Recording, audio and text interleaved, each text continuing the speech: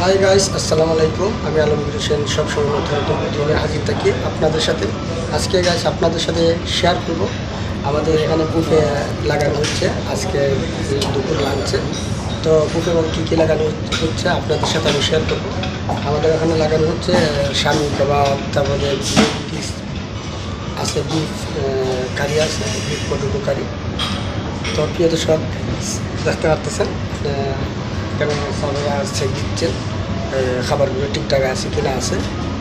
তো প্রিয় দর্শক, আমার ভিডিওটা আপনারা না দেখে, না টেনে, আপনারা বিস্তারিত না দেখে যাবেন না, ভিডিওটা দেখবেন। আর দেখার পরে ভালো যদি লাগে আপনারা আমার ফলো দেবেন।